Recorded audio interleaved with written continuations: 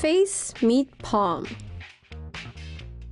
Confused Twitter users are paying tribute to a murderous cult leader after mistaking him for singer Marilyn Manson. Last Sunday, 83-year-old serial killer Charles Manson died of natural causes and finally met his maker. Manson and his crew terrorized LA in the 60s, orchestrating a series of gruesome killings that included the murder of actress Sharon Tate and her unborn child. Most people celebrated the passing of a heinous figure, naturally. But when RIP Charles Manson began trending on Twitter, everyone was baffled. It soon became clear that except for those who were actually mourning the serial killer, most people had genuinely confused Charles Manson for shock rock singer Marilyn Manson. When the trolls caught on, they chimed in with their own tributes, then sat back and let Twitter be Twitter. The 48-year-old singer hasn't responded to the mix-up, except to tweet a link to his cover of Charles Manson's Sick City. So yeah, definitely still alive and kicking. You've got the wrong guy!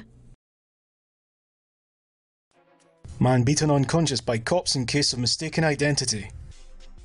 A Michigan man has filed a federal lawsuit after 2 law enforcement officials beat him unconscious in a case of mistaken identity from 2 years ago. James King was walking to his summer job in July of 2014 when FBI agents Douglas Brownback and Grand Rapids detective Todd Allen approached him. They thought the 23-year-old matched a vague description of another suspect. The lawsuit alleges they were operating undercover and didn't identify themselves as law enforcement at the time. King didn't notice their badges on lanyards. He thought he was being mugged when Brownback took his wallet, so he tried to flee. The 2 officers reportedly tackled him to the ground. Allen then allegedly put King in a chokehold that made him unconscious. The lawsuit alleges that King soon woke up and reportedly bit Allen's arm. It's here that the detective reportedly says he started hitting Allen as fast and as hard as he could as many times as he could. Concerned bypassers called 911. The responding officers allegedly convinced witnesses to delete footage of the beatdown from their phones because undercover cops were present. The cops later said they'd arrested King because he had no ID on him at the time. The guy they were after, home invasion suspect Aaron Davison, was eventually caught, albeit less black and blue. So, the cops and feds apologised over this case of mistaken identity, right? No.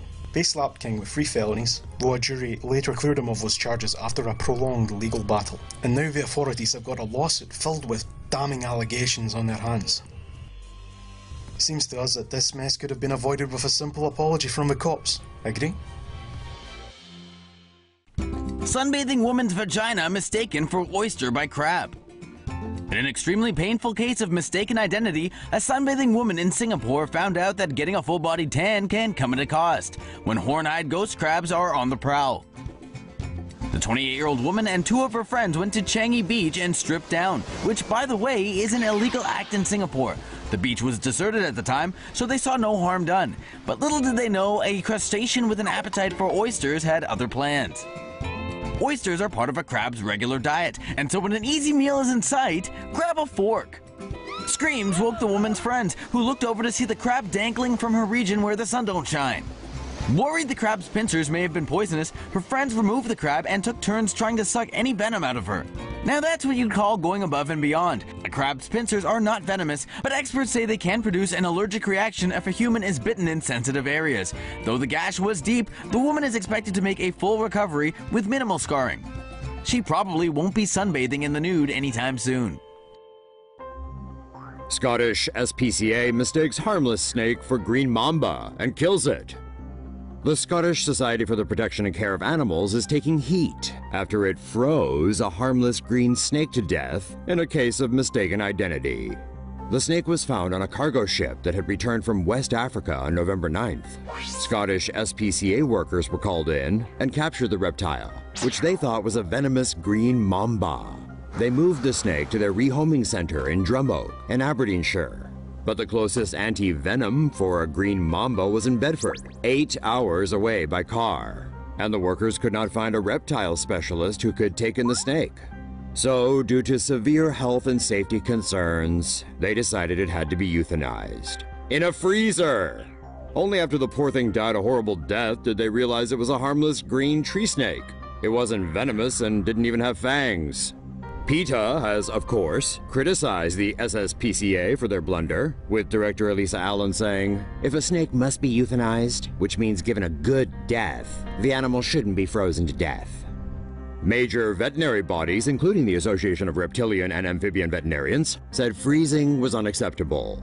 The formation of ice crystals on a snake's skin can cause acute pain. Scottish SPCA Chief Superintendent Mike Flynn said it had been an innocent mistake. He said the charity genuinely believed it was a green mamba. British police officers mistakenly taser their own race relations advisor. Whoopsie daisy. This is Judah Dunby. He's 63 and in charge of easing racial tensions between the black community in Easton and Bristol, England, and the local police force. And how did the local police thank him for handling this delicate post? By shooting him in the face with a high-voltage taser. Aren't British cops just the nicest?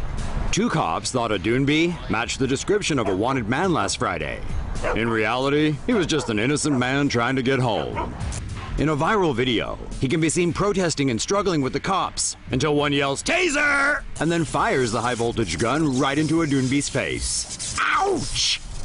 The police initially charged Dunby with assaulting an officer and threatening behavior, but those charges were quickly dropped. They've now referred the incident to the Police Complaints Commission for investigation, a group which scrutinizes complaints about cops in England and Wales.